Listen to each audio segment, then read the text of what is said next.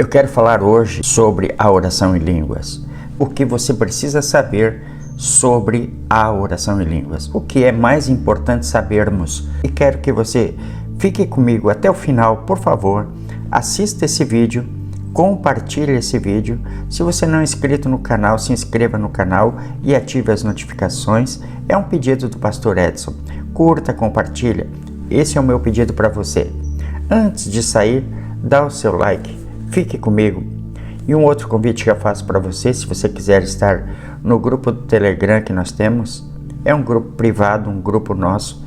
Você poderá vir através do link que eu posto na descrição do vídeo. Você é o meu convidado, minha convidada. Nós temos treinamentos que se dão toda sexta-feira às 20 horas no Zoom Cloud e são treinamentos gratuitos e você pode participar. Você é o meu convidado, minha convidada. É só clicar no link que está na descrição e você vem e participa. O que, de fato, você precisa saber sobre a oração em línguas? Primeiro, ela é um dom de edificação. Já falamos em outros vídeos que ela é um dom de edificação, mas muitas vezes não assimilamos o porquê disso tudo. E o texto base que eu quero trazer para você está escrito em 1 Coríntios, no capítulo 14 e no versículo 4. A palavra diz assim: o que fala em outra língua a si mesmo se edifica, mas o que profetiza edifica a igreja. Então o apóstolo Paulo, querendo arrumar a casa, ou seja, a igreja, querendo colocar ordem no culto, ele estabelece ali uma explicação com relação à funcionalidade de cada dom. Por quê? Porque é muito importante sabermos a funcionalidade de cada dom para podermos aplicar estes dons na nossa vida ou na igreja de modo geral, com mais sabedoria, podendo ter uma aplicação mais otimizada de cada dom, para que você não desperdice aquele dom, para que não haja meninices na igreja, para que você não venha querer se gloriar através do mau uso desse dom, porque o mau uso do dom faz com que a pessoa entre num nível de carnalidade, entre num nível de autoglorificação, e Deus não quer isso. Então a primeira coisa que o dom ele é um dom de edificação. A oração em línguas está contida ali na primeira carta aos Coríntios, no capítulo 12, no versículos 8 ao 10. Está ali como um dom que eu considero ser o dom que é boca de Deus, um dom que é a expressão vocal de Deus, o qual nós podemos usá-lo, tal qual é o dom da profecia e o dom de interpretação de línguas. Assim, cada dom tem uma funcionalidade, mas eu estou falando apenas do dom de orar em línguas e não dos outros dons. Mas eu quero falar especificamente do dom de orar em outras línguas. E a Bíblia aqui explica, o apóstolo Paulo explica que o dom de orar em outras línguas edifica aquela pessoa que está orando. Ou seja, ele não vai edificar outra pessoa. Não adianta eu ministrar uma oração em língua sobre uma pessoa. Não, ele tem funções específicas estabelecidas pela palavra de Deus. Então, nós podemos sim orar em línguas no encontro de oração. Nós podemos orar no nosso quarto de oração. Nós podemos orar em todo tempo, em todo lugar, em qualquer hora. Nós podemos orar em línguas enquanto fazemos quaisquer outras atividades para otimizar, não desperdiçando aquele tempo, mas continuar orando, ou seja, colocando a oração em línguas entre as outras atividades que eu tenho. Por quê? Porque o que fala em outra língua, como diz aqui em 1 Coríntios 14, versículo 4, edifica-se a si mesmo. Então você vai se construir, você vai se edificar. Então, o primeiro ponto que nós estamos estabelecendo aqui, primeiro, que a oração em línguas é um dom de edificação. Ela é um dom para me edificar, para me construir. Quais áreas ela vai construir? Está dizendo aqui que vai edificar o nosso espírito. Onde que está esse espírito? Esta é a pergunta. Onde está este espírito para que ele possa ser edificado? A palavra de Deus diz em 1 Pedro capítulo 2, versículo 5, que nós somos casas espirituais. Nós somos esta casa espiritual para quê?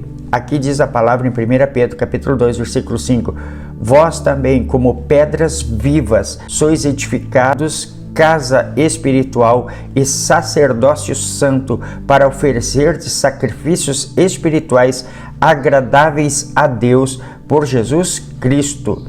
Ou seja, ele está dizendo aqui que nós somos casa espiritual, nós somos sacerdócio santo. Para quê?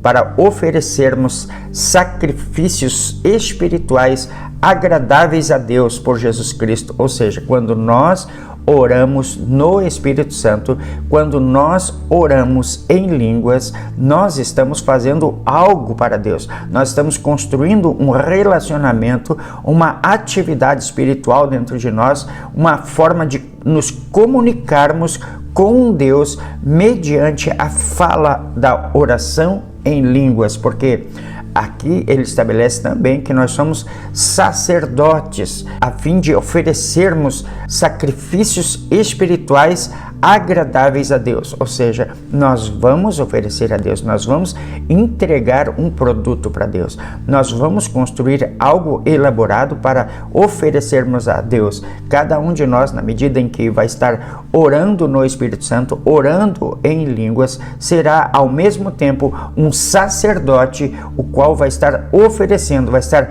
entregando a Deus sacrifícios espirituais agradáveis a Deus, seja por si mesmo ou seja por outras pessoas. Você se tornou, nós nos tornamos, a partir de orarmos em línguas, cada um se torna um sacerdote, um intercessor. Por isso nós somos casa espiritual, para este fim, para esta finalidade, para entregarmos algo a Deus mediante a nossa fala. Então nós construímos algo a Deus mediante a oração em línguas, mediante a intercessão em línguas. A palavra também estabelece que nós somos o templo do Espírito Santo, enquanto que aqui em 1 Pedro 2:5 ele diz que nós somos casa espiritual e sacerdócio santo. Aqui em 1 Coríntios capítulo 6, versículos 19 e 20, ele diz que nós somos o templo do Espírito Santo. Então, você é uma casa espiritual, nós somos o templo do Espírito Santo. E o que habita dentro desse templo? O que se faz dentro desse templo? O que diz então 1 Coríntios capítulo 6 e no versículo 19 e depois o 20? Não sabeis que o vosso corpo é o templo do Espírito Santo que habita em vós, proveniente de Deus, e que não sois de vós mesmos, porque fostes comprados por bom preço. Glorificai, pois, a Deus no vosso corpo e no vosso espírito, os quais pertencem a Deus. O que ele está dizendo? Ele está estabelecendo aqui que nós somos o templo do Espírito Santo e que o Espírito Santo habita dentro de nós e que nós não somos de nós mesmos e que nós pertencemos a Deus. Portanto, nós temos que glorificar este corpo através de sacrifícios agradáveis a Deus, para que ele possa receber de cada um de nós a construção, um ato elaborado a partir deste corpo glorificado que não pertence a nós mesmos, mas que pertence a Deus. Então nós temos que fazer uso desse expediente da oração em línguas para glorificar a Deus através da nossa vida.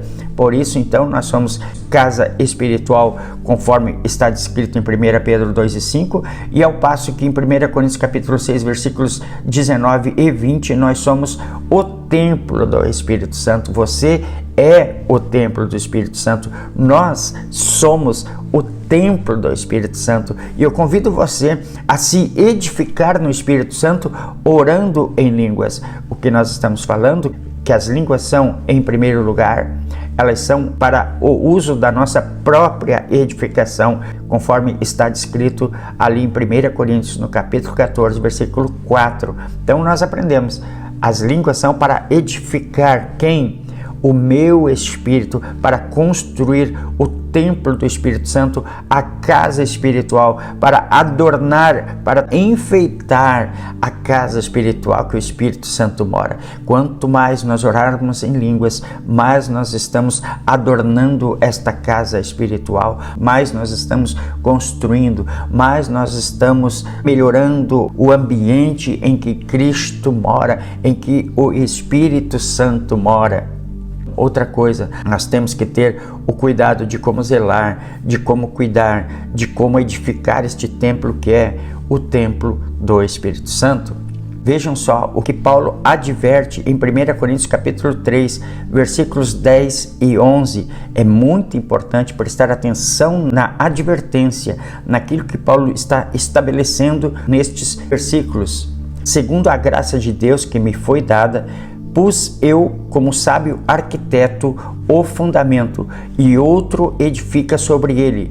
Mas veja cada um como edifica sobre ele. Olha a advertência.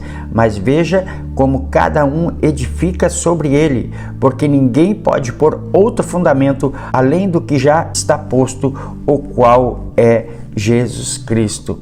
O que ele está dizendo? Segundo a graça que me foi dada, pus eu, como sábio arquiteto, o fundamento, ele está dizendo, e outro edifica sobre ele. Mas veja cada um como edifica sobre o quê? Sobre este fundamento.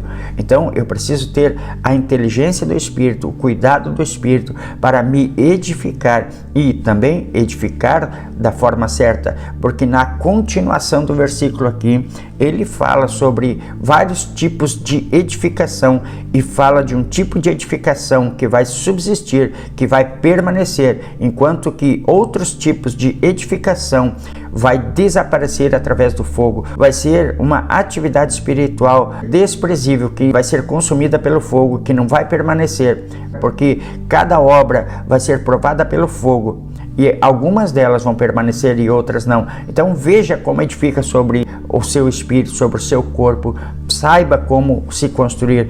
Veja quantas coisas que precisam ser dispensadas da sua atividade espiritual, de tantas coisas que você recebeu como paradigma religioso e que não te construíram em nada. Então Paulo está dizendo: eu dei para vocês a verdadeira doutrina, como vocês precisam se edificar. Não permitam que outros venham ter ingerência sobre a vida espiritual de vocês, mas se construam de forma inteligente, de forma sábia, de forma que vocês não venham edificar sobre este fundamento um outro tipo de cultura, um outro tipo de conceito, outro tipo de comportamento que venha desestabilizar, desregrar, que venha trazer prejuízo para a vida de cada um de vocês. Por isso, então, Paulo adverte em 1 Coríntios capítulo 12, versículo 1, ele diz assim, acerca dos dons espirituais: não quero, irmãos, que sejais ignorantes.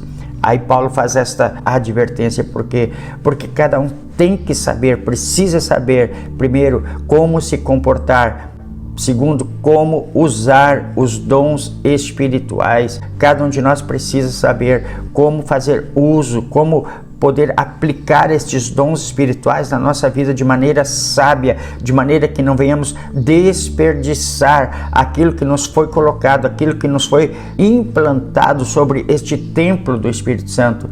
Então, desta forma, se nós fazermos mau uso dos dons espirituais e absorvermos coisas que estejam expressamente em desacordo com esta inteligência que Paulo coloca aqui, irmãos, acerca dos dons espirituais, eu não quero que sejais ignorantes, porque no versículo 7 ele diz, a manifestação do dom é dada a cada um visando um fim proveitoso, ou seja, a aplicação deve surtir um fim, um resultado proveitoso para as nossas vidas. Nós falamos que a primeira finalidade da oração em línguas é a de trazer edificação para o nosso espírito, de trazer uma construção, de nos transformar em casa espiritual, em sacerdócio santo. Então, esta é a primeira finalidade da oração em línguas, trazer edificação para o nosso espírito. Em segundo lugar, ela é um dom de intercessão.